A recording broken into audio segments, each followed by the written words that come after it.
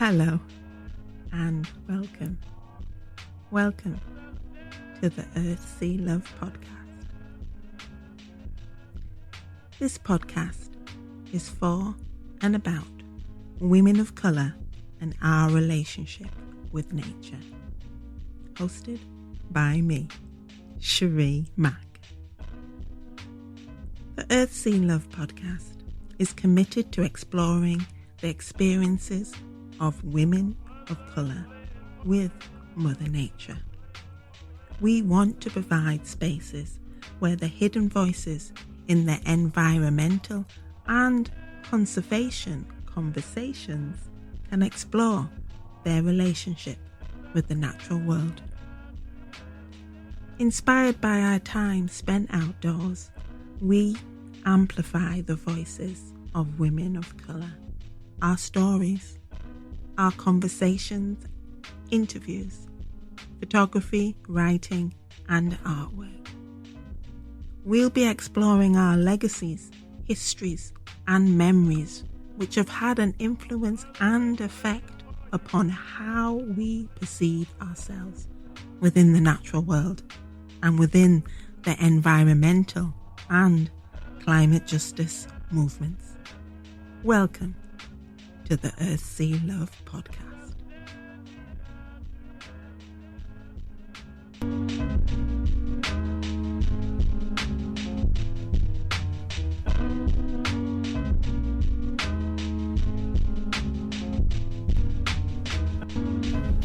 The Earth, Sea, Love podcast has been made possible by the funding from National Lottery Heritage Fund.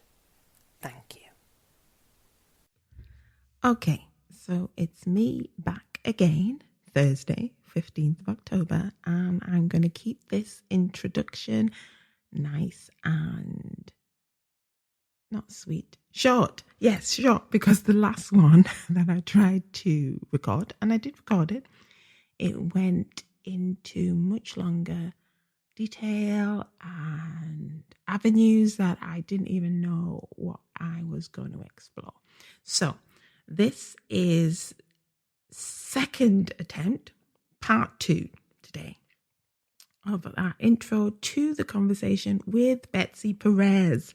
And details will be in the show notes, but we do talk about being an adult survivor of childhood sexual abuse. So that is a disclaimer or a trigger warning right from the offset. We do talk about that, and we do talk about the female body in a very sensual and pleasure-giving way. We talk about shame that is surrounding our bodies, especially Black women's bodies, and we tap into that idea of environmental awareness is synonymous with Black women's awareness. The idea that Black women are the earth. What has been happening to the earth, the abuse, the destruction, and how it's heating up. These are the same issues and behaviors and actions that are happening around Black women and our bodies. So yeah, this is a really good conversation, and I am going to be quiet now. Read the show notes to find out what else is in, but also just listen to the podcast. Yeah, thanks again for tuning in to the Earth, Sea, Love podcast, and we are so honoured and we're full of joy to be sharing our stories, because stories, our testimony, our voices are valuable and worthy and needed to be shared. So thanks. Thanks for listening. Bye for now.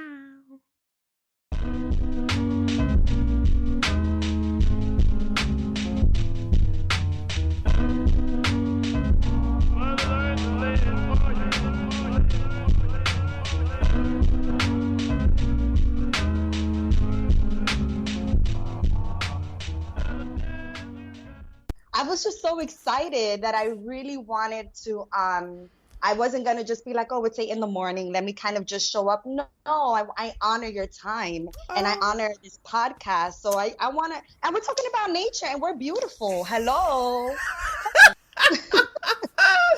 Thank you. You thrill me. You really do thrill me. Honestly, it's so good to see you and finally sit down and have a little bit of a conversation.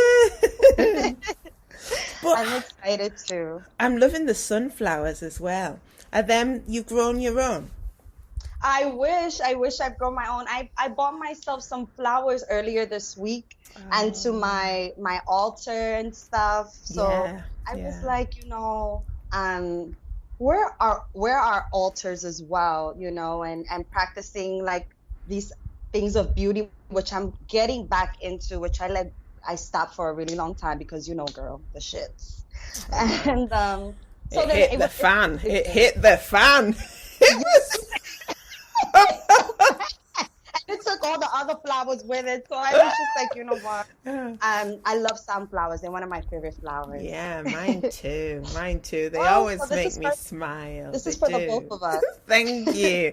And I appreciate that because I, over the weekend, was saying, I must get myself some flowers. And I didn't get any because there wasn't any that I really liked or was, feeling the energy from. So I didn't get any. But what was it? Monday morning, I got a parcel through the post and a friend had sent me a peace lily plant for my new house, me and Ella, my baby girl. And it was to bring peace and calm to the house. And I thought that was so lovely. So maybe I wasn't supposed to get the flowers because a plant was coming my way. Yes, that's gorgeous. And that's really, it's such a beautiful way of saying get the things that really speak to you and that you love and that are gonna, I think that was so great that you didn't get them if you weren't feeling them. No. I think that's great. Yeah. But it's good that we do honor ourselves, because that should be first and foremost. Yeah. Too long I've been waiting for others to honor me and accept me and love me. But really, that was the wrong way around. It should have been me. It should have been me all the time. Yeah. So I'm practicing that now. I always ask, how are you? How are you keeping? How are you looking after yourselves in this time of turmoil, awakenings, disturbance? Yeah, the whole shebang, man. How are you? Thank you for asking. I am doing surprisingly well. And I put surprisingly there very on purpose because who would have thought that this is where the world would have been in 2020? Right. So I didn't expect myself in particular to be here in New York. I thought that I would be in the Dominican Republic with my family, and I'm still kind of just figuring out some things.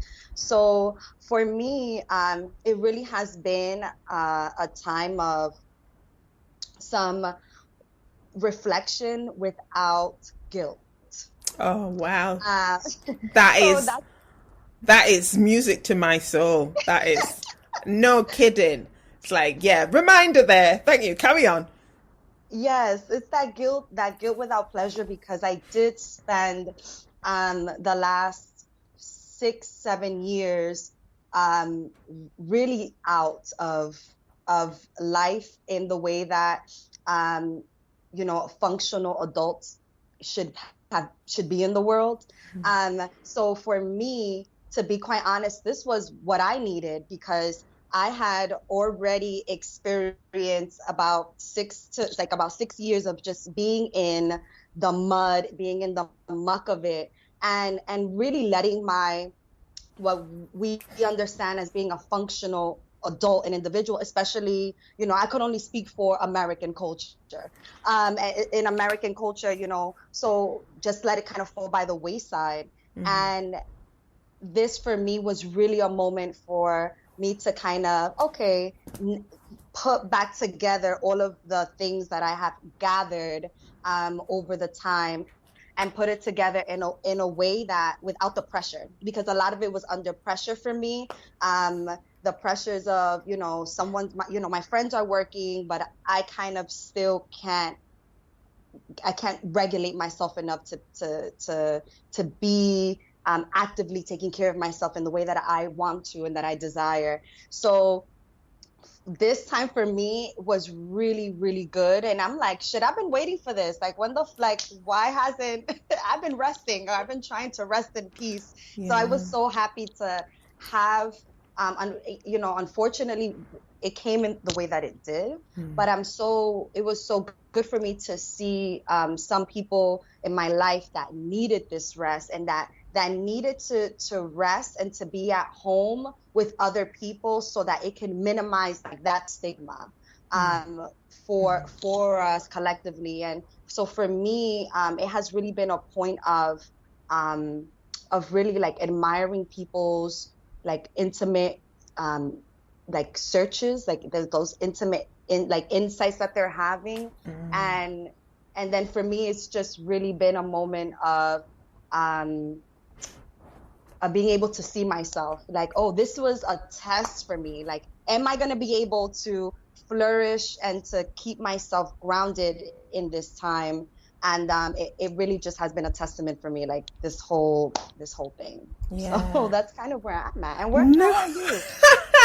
Oh wow! So I mean, that was just so beautiful that you've taken this time and seen it as an opportunity to touch in with yourself, but you were already on this journey, but maybe this was like the ultimate time that you were going to take all this learning, this journey, this path that you want, and like, hey, I've got to learn from this. I'm listening to myself. I'm taking this wisdom.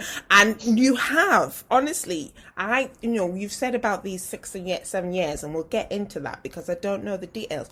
But to me, looking at you, you are flourishing and blossoming. That is just even more of a testament for what you just said, and the period that we're going through, that you are beautiful.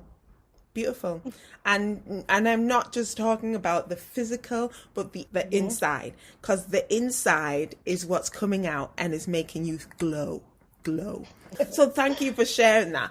Answering your question, how am I? I love that laugh. Oh my God. I really don't know where to start, because I've been inside, definitely, but I've even been more inside. I've withdrawn from social media. I've been withdrawn from putting out this podcast, putting anything out into the world, really. And all that energy I've had to take within to actually try and build a new life. So all my creative energy has been going on creating a new safe base. Yeah, a home for me and my daughter. I am going to do some kind of reveal video about the changes, because I have been absent and silent, but it's been needed. It's been very much needed, because it was taking a toll on my energy levels and my focus to actually be out there. And it was a case of like, that's always going to be out there. It is. I mean, even though what we've been going through, times of changing and there's restrictions, there's still an out there, and it's going to be still out there. But I needed to check in with myself, sort out my own shit, and get some kind of order. Right. Yeah. So that, I mean, and again, what you were saying, I about not feeling guilty about actually having some radical joy during this period. And I do check myself and saying, I shouldn't be really feeling this way. But then the flip side is, this is how you feel. So, embrace it, lean into it. And it has been an opportunity to slow down, check in with myself, reflect, and make changes that needed to be changed, but couldn't be happening when everything was on such a go, pace, being out there doing stuff. So, yeah. Even if things are looking bleaker in here at the UK, that they're shutting down even more, I acknowledge the suffering that's been happening and the death that's been happening, but there is that space for joy. And I am embracing that, because we only have one life. One life. Yeah, man. So pleasure. Yes. So yes. because like, you know, I'm talking to you about pleasure, yeah, and like, again, your face lit up, and then there's that smile of yours, because as your title, somewhere I've seen it, you say your sexual reparenting and intimacy guide. Now that's one way that you describe yourself. Can you tell us, what does that mean? Of course. Three. Which is, well, sexually reparenting and intimacy guide. That has one, I as a artist myself, as a written artist, as a spoken word artist, as a theater artist, as a wordsmith, right? Where I know that you're a wordsmith, Cherie. I could feel it. And you know, I love words. And I love using words intentionally. I love the etymology of words. I just love it all. And sexually reparenting and intimacy guide was something that I recently came up with for what exactly is that I do, because going back to those 6 or 7 years, I have been on the very intentional and mindful healing journey from the sexual abuse that I suffered when I was a child. So when I found myself at 22, 23, I had a moment where I literally felt like I woke up. Like there was kind of like this crack in my spirit, in my reality, in my being, where one day I woke up and I was like 23 years old, and if I lost the memory of the last like 13 years of my life, where I was 10 years old one day, and then all of a sudden I woke up and I was 23, kind of looking up like residual impacts of adulthood sexual abuse. Like I didn't even know where to start looking. And it took me on this whole journey of reparenting myself, which is one, breaking it down. So sexually reparenting is this idea that we as adults give ourselves the love, the emotional support, the spiritual support, the mental support that our parents, for whatever reasons why, weren't able to meet as children. Mm-hmm. So if we think about our development from ages 0 to 7 or 0 to 8, depending on who you ask, these are the times where we are developing our personalities, where we are developing how we relate to ourselves based on how the world relates to us. So in this time, the individuals, our caretakers, our guardians, whether they're your bio family, your adoptive family, whether they're the streets, mm-hmm. you know what I mean? Mm-hmm. They are really influencing and really setting the foundation for how we self-regulate ourselves. How do we show love to ourselves? How do we show love to others? How do we attach? So that is already something that we're all doing. We're all reparenting our inner child, because the idea is that our inner child is always living with us, right? Yeah. I say that a lot of people ask, well, do I have an inner child? Well, yeah, our inner child is we feel it in our emotions. Like our emotions are the emotional kind of, or energetic a manifestation of our inner children. Mm-hmm. And that's how kind of like I like to put it, like those emotions that you have naturally, whether they're the full spectrum of it, like those are your inner children, really propelling you to understand what's going on inside of you. So we're all doing it as adults, caring for ourselves, learning how to talk to ourselves in a way that our parents or bullies or whoever did, and just showing ourselves some more loving and mm-hmm. meeting our own needs as adults. So when you are sexually reparenting yourself, which we're also all doing, right, in mm-hmm. some way, shape, or form, when we find ourselves having conversations about sex, or what we didn't learn about sex, what we want to learn about sex, our ideas about sex, and maybe reframing those things. So we're all doing these things, whether intentionally or unintentionally. But when I started thinking about how, like, not only do I have to now reparent myself just in general as an adult, and having to learn how to talk to myself, to know that my child experience is and my emotions are valid, and that I have to learn how to be compassionate with myself and give myself the love and support that my parents weren't able to give me, then I'm also taxed, right, to some degree. And taxed and also given the divine responsibility, right? Because it's taxing. Like I'm just gonna keep it above. It's taxing, but it's also a beautiful second chance for us to give ourselves the sexual education that our parents didn't have, because that is also the part of it. And then also the ongoing sexual compassion, so that we can be the liberated adults that we envision for ourselves with like these taboos. And so sexually reparenting myself has been this idea of providing myself the sexual education, the love and support that I'm going to need throughout my life ongoing in my recovery. So it's a really holistic approach for me, that usually we are doing talk-based therapies, and then you kind of have to go and see a somatic therapist or some kind of sex therapist that oftentimes is talk-based. So I believe in inviting the body into the healing, and also your sexual discovery in there as well. I think that it all happens kind of together. Yeah, so, yeah. No, because like that's how I first met you, was through the workshop that you were given in July, which was about writing the body, and it was a sensual writing workshop. And within there, we had breathing, visualization, mindful self-touch, and writing. And it was making that connection between creativity, the body, and trauma.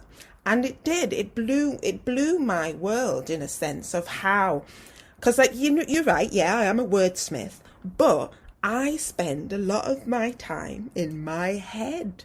I'm sort of like living from, I'm drawing a line across my neck and upwards from there. And then downwards is like, it has been a no-go territory. It has been, I'm not even, yeah, it's been a minefield. Maybe it has been a minefield, but it's been a case of like, there's been a lot of shame there and repression there.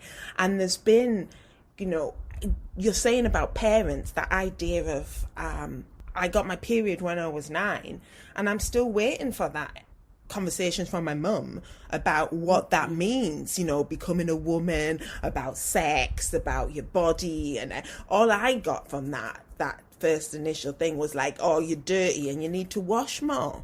Yeah.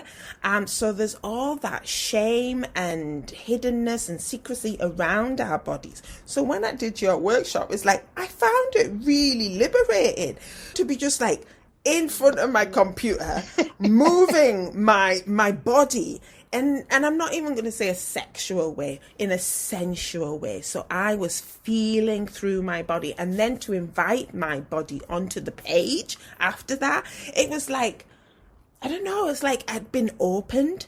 Something had been opened inside me. Can you talk about a bit more about this connection with the body and the creativity and trauma onto the page? Because that's what you do as one of your workshops. Yes. And it's something that I love to invite, because for me, the page was a minefield for me. Okay. It was something that became crippling to go to the page, because it was the unknown for me. And the page was a way of creating a body for myself as well, because I felt so out of my body. And, the idea of like my body of work, right? Like, like, what is your body of work? Can you show me your body of work? It was this idea that I was kind of playing with, where it's like, I don't have, right? Like, how do you create as an artist a body of work when you yourself are not in your own body? Yes. So that part for me was really difficult for me, because I'm like, I wanna write, right? I want to do my work. I want to do all of these things. But every time that I'm about to express whatever is within me, there is this huge resistance.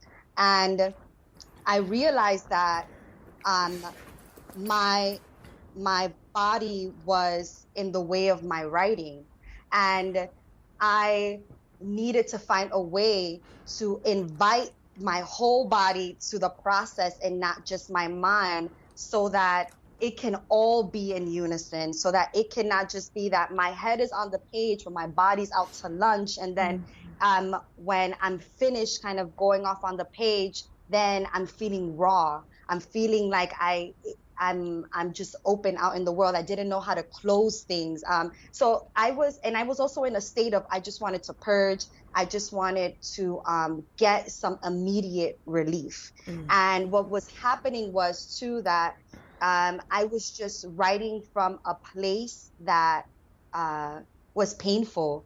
And I was just kind of like going and going and going and going and going, and didn't really have, and I wasn't sewing myself up. So what was happening, I was kind of writing, and then I would just be raw for days on end. And I didn't understand what was really happening, because I was unable yet to read about trauma, because what was happening is that I didn't want to read about myself. I was frustrated that I had to read about myself from other people. And I began to really, and I was a big proponent that we are our first books, and then that the things that we read outside of ourselves are supplemental. So I decided to really work with myself how do I bring myself to the page? How do I bring my inner child to the page, so that we can both write, right? So that it's not just me as the adult saying that this is what we're going to do. It's not my mind trying to drag my body. So how do I unify myself? And what I found was meditation. What I found was movement. What I found was touching myself, waking myself up. And also, sometimes my body didn't want to write. Sometimes my body just wanted to sit still in front of a page. Maybe it just wanted a word.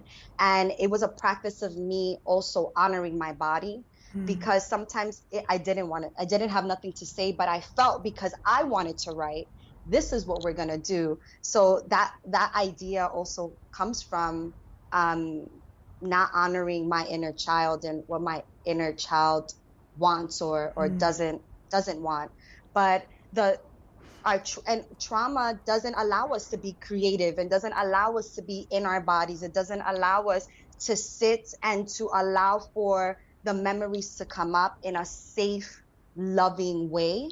So being able to sit and shake and move before we sit at the page, and this invitation to tell your story, because I want to believe that we are still an other to ourselves to some degree, because as adults we're learning about our inner children again, and how to be loving to ourselves. That it is an invitation, and I think that an invitation is always honorable, and it sets us up for also listening to our bodies, to the subtle yeses and to a subtle no. And it's a low risk situation to discern, for discernment. I always encourage my friends, think about low risk situations where you can say no or you can say yes, where you're not feeling like you're on the edge of kind of like losing it all. So I think that for me, practicing, do you want to write today? Like sitting with my body is a low risk situation for knowing like, this is a no in my body, this is a yes in my body. And these very little small practices, like we were like just practicing it, allows us to in those bigger moments, right? When it's like this is a no for my body, because I have invited my body many a times to things, and this is a no. Very much like your yes, when you were like, I wasn't feeling it, this isn't it, I wasn't, like that's a prime example. Like really leads in well to the next bit, because since we've moved house, the first day that we woke up in the house, my daughter said, "Hey, can we ride our bikes to school?" And it was like, the house is a mess. We just managed to get back. Okay then. So we rode bike to school, and we've done it a few times since. And it's so good because it's downhill and we freewheel, right? And we're just like squealing with joy and riding the bike, yeah? But today, she says, are we going to ride the bikes today? And I says, no, we're not, because I want to go in the sea. And that was me listening to my body. My body needed the sea, and I couldn't do it all. I couldn't get on the bike and go in the sea and do it. So I just drove today because I needed to go into the sea. And that is where my inner child is most potent, most out there in the world, most alive, yeah? And it's because, I just let go. And that is with the sea, Mother Nature. And you have a very strong practice with plants, plant healing. Yes.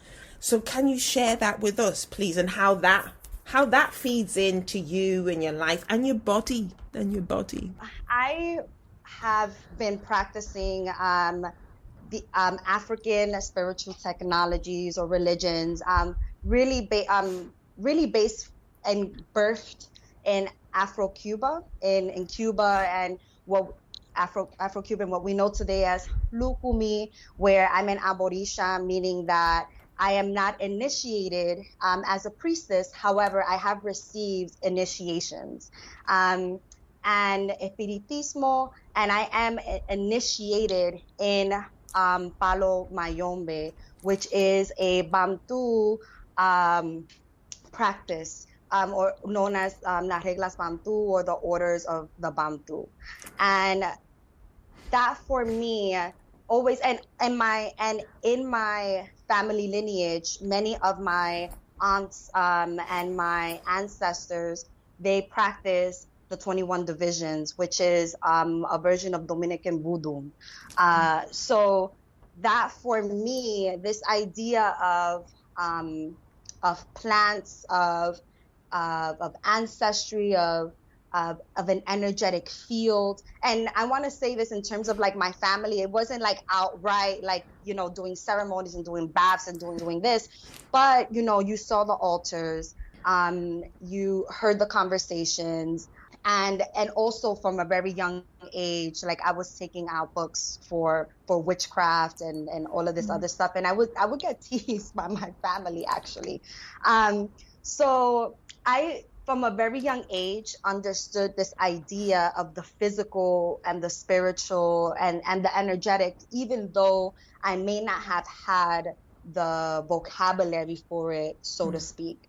So as I have gotten older, one of the things that I looked up, and first and foremost, before I even had like this life crisis, I understood that energetically that I had work to do and that I had an auric field, right? In Palo, there is the idea of your auric field, and also in Lukumi, right? There is the idea of your auric field, and that you are picking up things every single day that whether you are mindful of or unconscious of. So you are cleaning yourself actively every day. You clean yourself when you come home. You clean yourself before you do certain ceremonies. You clean yourself when you've been around maybe some vibrations that you feel like, that they just weren't for you or wasn't meshing with you.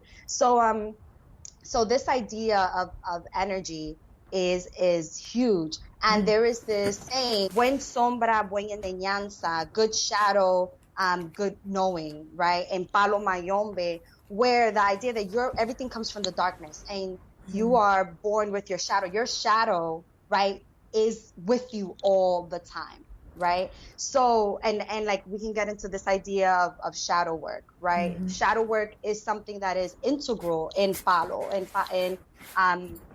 I want to say like, and Palo has its different roots, right? So not every, like Mayombe, Briyumba, Kimbisa, and there's another one that is escaping me right now. They're all different. They all have their unique ways of practicing, their ethnicities that have come together and conglomerated to make certain lineages and whatnot. So I just want to preface that. Yeah.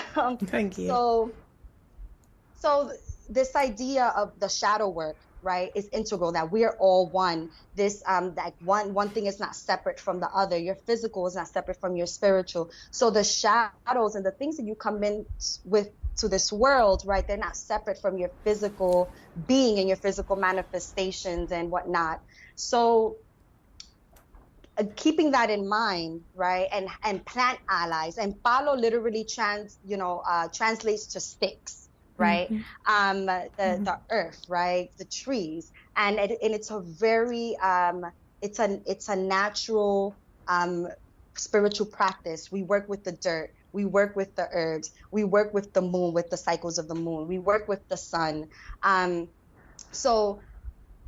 And there's the idea that the medicine is put inside of you, right? Through the initiation, that you are a walking pot, you are a walking universe yourself. So the medicine is inside of you. You can heal yourself. So getting the support from plants, right? So within, so without. That is that extra support that we use and that we need and that we know that is available to us and that is a resource for us as much as we are ourselves resourceful. So baths, baños are important in my practice, and especially with your sexual energy, because they are leakages in our energies, in our nets, right, in our auric fields when it's damaged, right, when there's these holes, or when we're not aware of the way that we're taking care of ourselves. So using plants, using herbs to regenerate and to recalibrate our auric field, using plants, using herbs as our teas for anxiety, for our stress, for our digestive system, all of these things are important so that we're able to live in complement with the world. And so plants are a huge part, even the yoni steaming, right? Keeping in mind yoni steaming and our womb health, and the importance of the herbs that we put in there, the chamomile or the basil or the nettles or the rose hips or the hibiscus.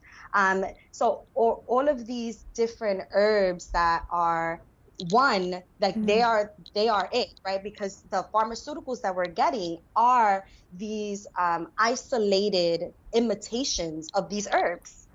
So when we're getting, so then some like and I think that pharmaceuticals, they have their place, medications have their place, when they are mindfully, I think, in tandem with natural remedies. So don't stop taking your medication.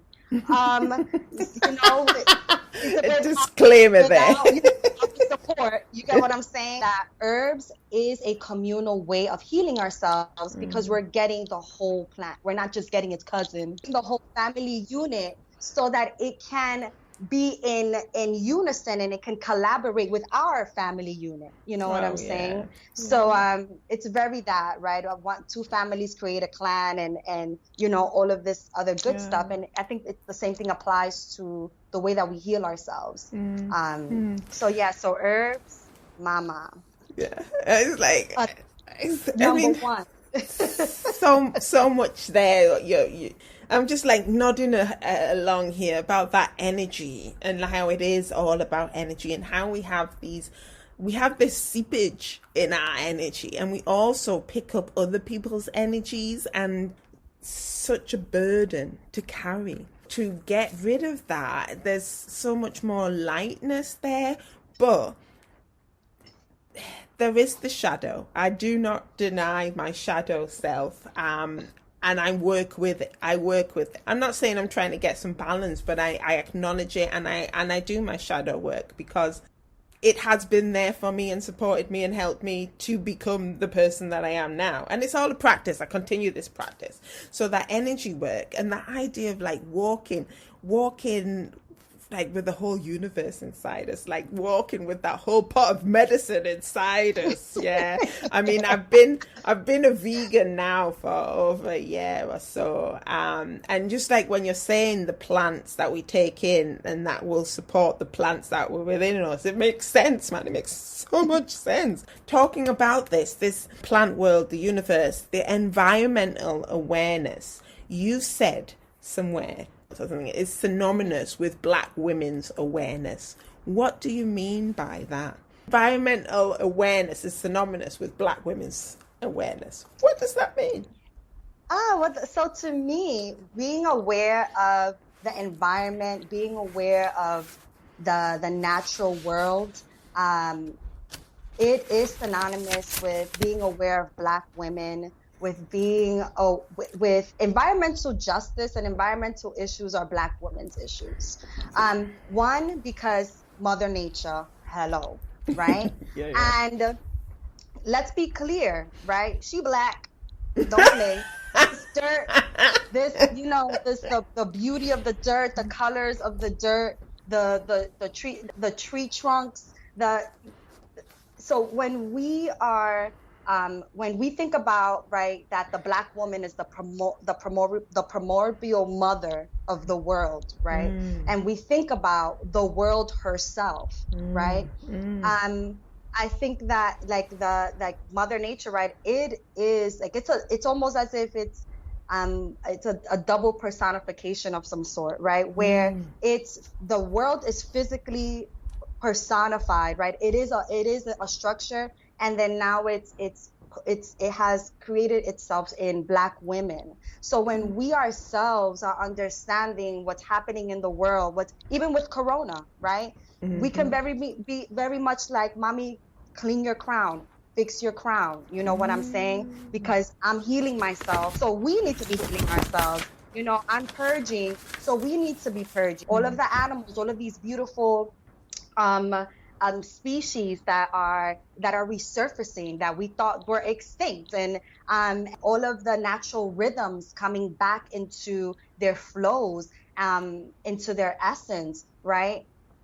We need to be aware of those things, because that is a testament, and that is an outside look, right, a macrocosm of what's happening in our world in our own ways. So when we think about the world, when we think about even, right, the global warming, whether you believe it's a real thing or not, right, even that, right, like the heat that is around Black women and Black women's issues, and how hot it has been getting, how much of a hotbed it has been for us historically here, and how it's been heating up little by little, whether it's through the media or whether it's through women on the streets fighting, right? These like two huge polarities, right, where we're seeing women in this epitome of what it is to be feminine, or what is feminine and sexy, and then this epitome of seeing women being masculine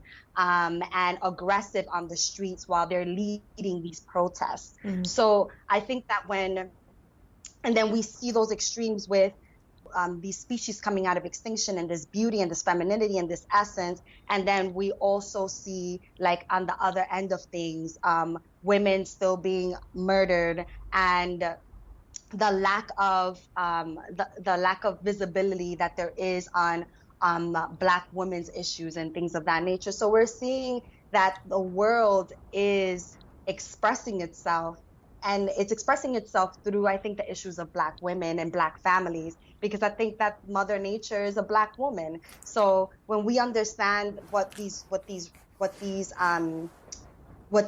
ideas are, and also knowing that we need nature, we need that so that we can continue to go in and get our plants, so that we can go in and harvest our calendula, so we can go in and harvest our red clover, so we can go and harvest our tomatoes or your berries, wherever you get them, wherever you are listening to this. You know what I'm saying? Like, understanding that, and understanding that as Black women, we have been the healers of our homes, and that we have remedied with our gardens, and we have remedied, with the sea and with the ocean. And when we understand those things and understand that it is important that we ourselves continue to preserve our medicine here on this world, then by nature we're preserving ourselves. Yeah. And so that's really kind of like that idea for me, that if the world is Black, mama, then environmental issues are all us, So that's why this podcast is like, yes, Earthsea love, it makes, and that a Black woman is, come on, y'all gotta stop playing. That just like has blown my mind, right? Because I am writing about what's happening to the earth and nature and how human beings are exploiting and damaging. And I have said somewhere how they treat nature is how they've been treating black women. But I haven't actually gone that whole hog and said, hey, Earth, Mother Earth is black woman. It is a black woman. I haven't gone that whole hog. And then to hear it there, it's like, yeah, totally. Thank you for that. Thank you, because that's so much wisdom and power there. Yeah. Just the last couple of things. The idea, because it's about, we're saying Mother Earth, black woman's body, in a sense, and what's happening, that idea of the violence, the exploitation, it's heating up, and stuff that's heating up around women's issues. So to have that said, that we are powerful, that we are beautiful, but to have also wrapped up in there, as I've said before, so much shame and repression, and it is because of the society that we're in that we are comparing ourselves to that ideal of beauty, that standard ideal of beauty. And it wasn't until I spent some time in the Caribbean, because my family's Trinidad and Tobago and Barbados on the Caribbean. Till that I got a feeling of being, well, they said prime. I was prime, yeah? I was a black woman with meat on my bones, and I was prime. And to feel that is like, I know it's not, I shouldn't be getting my worth or value from somebody else's gaze, but to be in a world or a society where that is the norm, where it's not something that you have to hide or feel uncomfortable at or ashamed about. It was like a moment of realization and flipping how I've always been living. And I get moments like that when I'm thinking, hey, you know, my body is usually in the sea, right? Usually in the sea, when it's like, oh my gosh, oh, you are so beautiful. But you're not just looking, but it's because what you allow me to do, that sort of thing. So where am I going with this? This idea of like you work, we've talked about, you know, sexual reparenting and an intimacy guide, but you work with women to get not just literally physically back in touch with their bodies, but but spiritually, emotionally. And like, I've been off social media, but when I popped on, I saw that during August that you had something that was you were asking the question, have you touched your vulva today? You know? And it was creating that space for self-exploration of our bodies. Yeah? And going with that shame and all that repression and, you know, being brought up with in my family as kids, like, there was shame. You just didn't touch yourself. You didn't touch yourself. You didn't find out about your body. What made you feel good? Just make you feel good. And that is translated into, if you can't do that in your body, then it's translated into everything else. It's like, all right, then what? Go doing something that makes me feel good. It's like, you don't do it. You just don't do it, do you? You don't do things that give you pleasure. Yeah. So can you just, you know, and you mentioned about the herbs that you can to bathe your yoni. Is it yoni? Is that how we pronounce it? Yoni. Is that how you pronounce yoni, it? Vulva. Yoni. Yeah. And I just, you know, initially I'm thinking, oh no, like that. You know? Like, and then I was thinking, well, we're going to have to talk about it. It's like, oh my gosh, I'm going to have to say the words.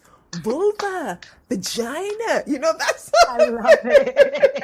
And this is for me pushing the boundaries, you know. So so I'd just like to talk a little bit more about that, about being in touch with our bodies. And it doesn't have to be in a sexual way, but in a sensual way, and that distinction. Because I feel, that's it. I feel, and it's through the senses. Like, I've got a breeze coming through my window and it's caressing my arms, and it's like, oh wow. And it's like, thank you, because I'm feeling it. I'm in my body. And have more moments like that. I'm just grabbing them, because I'm alive. Talk to me, Betsy. Talk to me. After that shit. First of all, I'm trying to feel the breeze with you because it just seemed right, like that orgasmic space, right? And that's the part where how do we sensually liberate ourselves so we can envision ourselves in other ways? Because if we're not in our bodies, then it's going to be very difficult to live our lives. And I think, coming from the Caribbean myself, from the Dominican Republic, Haiti, something that really stuck out to me as I began to really examine who taught me how to touch, right? How did I see touch growing up? Because for me, no one really touched, right? And I was only being touched in these very sexual ways. So imagine, right? Like, if you touch me, then I think that you may want to initiate something with me, that this is a little bit like crossing the line. Like, people, like, we're not intimate, so why are you touching me? I didn't really see my mom have physically intimate moments with other men, in terms of like just like sitting down and after a while, because I think that my parents, because I was in foster care after the age of 13, so I think that my parents and after that particular experience happened in our family, they themselves got their own parenting skills and things of that nature. So I think that after a while, when they got the skills of some level of skill, that I saw them in my adulthood touching more. But beforehand, that, like, for me, I didn't touch people. I just, that wasn't happening in this friendly way. Or if I was touching you and you were a male, chances are you were a gay man, right? I dated women for up until the last 5 years of my life. I only dated women because I didn't know how to be physically intimate with heterosexual men without those boundaries. But I still wanted to physically be intimate. But when you have these ideas of when we don't talk about sex, when we don't talk about what does that look like in our pleasure, and what does it feel like to be in our bodies, and we're cut off from our bodies, this is below, like, we are at the tip of the iceberg. We're living literally at the tip of it. You said that, I'm grabbing at these moments, right? But pleasure is a practice. But I never knew that pleasure was a practice, and that, practice makes pleasure. So the more that we practice relishing, right, and sitting in those moments where we feel the breeze, and understanding, how do I like to be loved outside of the bedroom, sensual in your being, not just in your bedroom, right? How are we sensual in our everyday lives? How are we experiencing that breeze? How does that cup of coffee taste?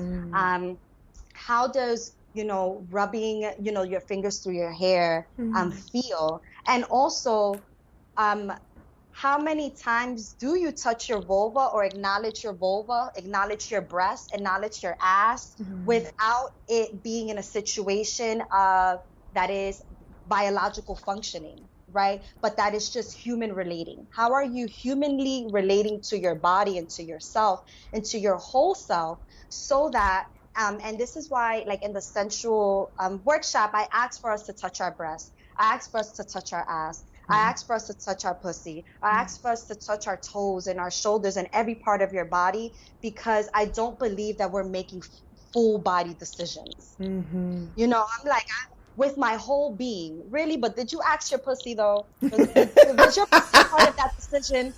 Were your breasts a part of that decision?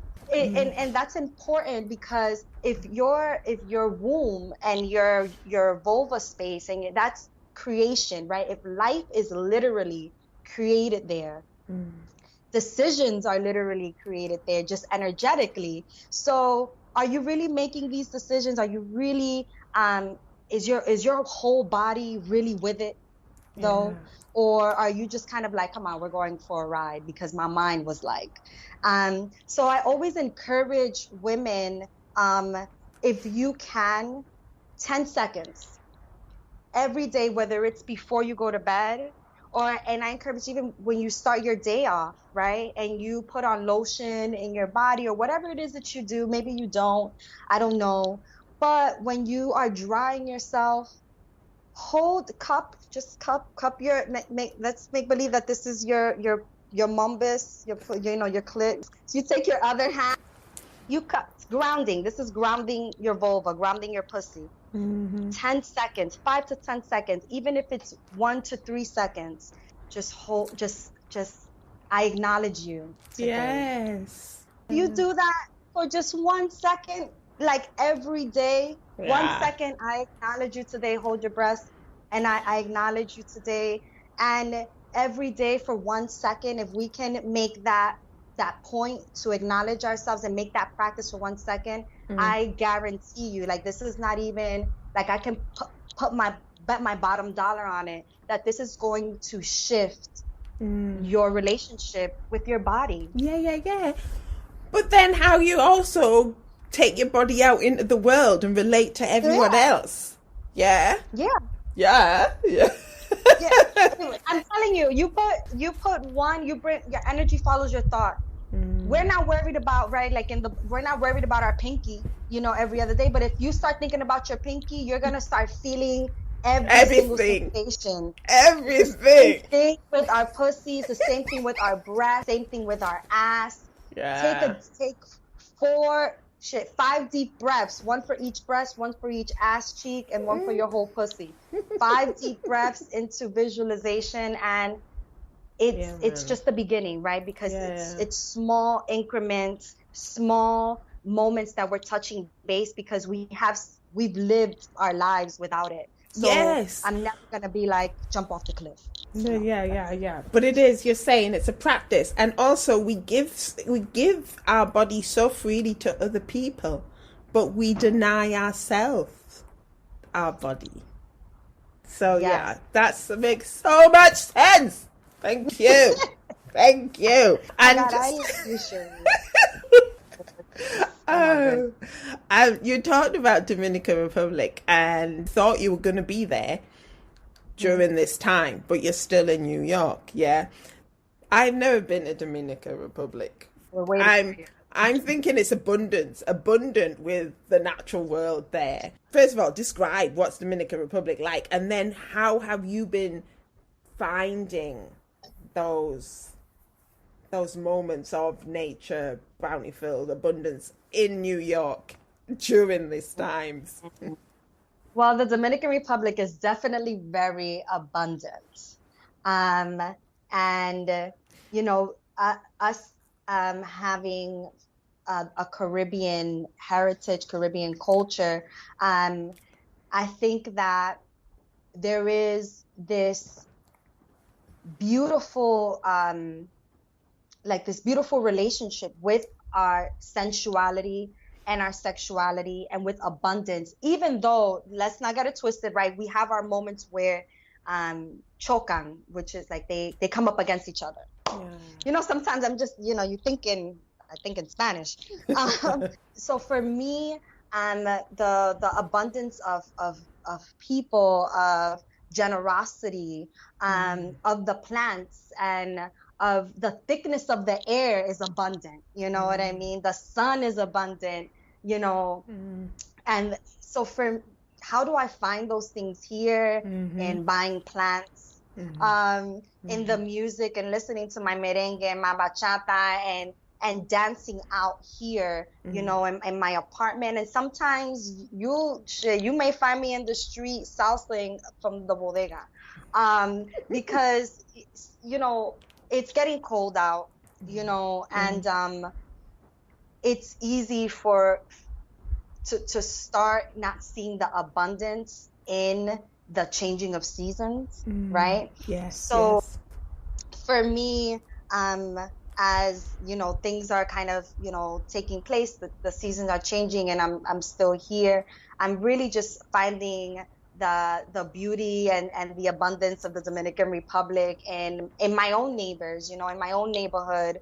New York, in New York, we do have the beautiful opportunity of being around different people and my building is full of Dominicans and other Caribbean people and from Latin America and whatnot. So I live in a little, its own Caribbean, its own Latin America, you know what I'm saying? So that's always nice, but I definitely try to keep the Dominican Republic and the abundance of the Caribbean in the flowers, in my altars, around my home, and also like in my music. Like that's huge to have music that is still reminiscent of the Dominican Republic and my family and stuff. So that's like how I'm cool. Lovely. And my coffee. Coffee, yeah. I'm with you on that one. So the final thing here is it's a quote from Oprah Winfrey, and within it there's a question. The quote is, "It is confidence in our bodies, minds, and spirits that allows us to keep looking for new adventures." Oprah Winfrey. So my question to you is like, what new adventures are you sowing the seeds of or thinking about, or and the world is your oyster in a sense. Yes. What a beautiful quote. I love me Oprah, man. Oprah. I love me some Oprah. She changed my life. Yeah. What am I sowing? So I am sowing the seed of a podcast as well, and I'm really, really excited to be in contact with another amazing woman who is putting herself out there in that space the way that you are. So I just want you to know that you are inspiring me to push forward and to move forward with this. So thank you very much. Thank you. So that's what I'm working on. It's called Sexually Reparenting Myself. And I have episode 0 up on Anchor. So I'm like, so now I'm in the space of recording some more podcasts and just to start putting them out, which is why I was also kind of like a way trying to streamline things in a way that is going to be sustainable and dependable for the women that want to co-heal and co-create with each other. So so that's where I'm at. But right now, sexually reparenting myself is something that it's really been a labor of love, and I'm really excited to share it. So the episode 0 is up. So and that's on Anchor. It's on Anchor. So cool. You can find it there. And do you have links? Like, do you have a website? Do you have some blog? Tell us about your Instagram handles. It will be in the show notes, but it's good to hear it as well from your voice. Okay, this is cool. Getting grounded in like, this is my life's work and being and honoring that. So you can find my personal page, my body of words, and for more on how to support yourself through your recovery of sexual abuse at Papaya Om. And if you want to hear about where this all started back in 2013, my original blog, buildingbusy.blogspot.com, is up, where you can find a bunch of my personal essays from 2013, up until like 2016, 2017 of my experiences healing with this, if you like to read. That's awesome. Thank you. And have you got any workshops coming up or anything? Oh, yes. So I do have, look at you. Thank you so much. You're a gem. I have coming up in October. I still don't have the date, but in mid-October, I do have my second seminar called Tú no te gobiernas, You Do Not Govern Yourself, which is a term that we use that you hear a lot growing up in the Spanish-speaking Caribbean and Latin America. You do not govern yourself. So it's a seminar on being a Black adult survivor of sexual abuse while living in America and of Caribbean heritage. So that's I'll share with you the thing, but it's the second week of October for right now. And look at Papaya Ome if you want to get the dates on that. Cool. Lovely. Thank you. It's been so lovely speaking to you, Betsy. Thank you so much. So much. And thank you, Mamita. You are, oh my God, I can't wait. I cannot wait to see this and to continue to create more with you. Yeah. I'm really excited. Yeah, it's such an honor. So thank you. Thank you. Thank you.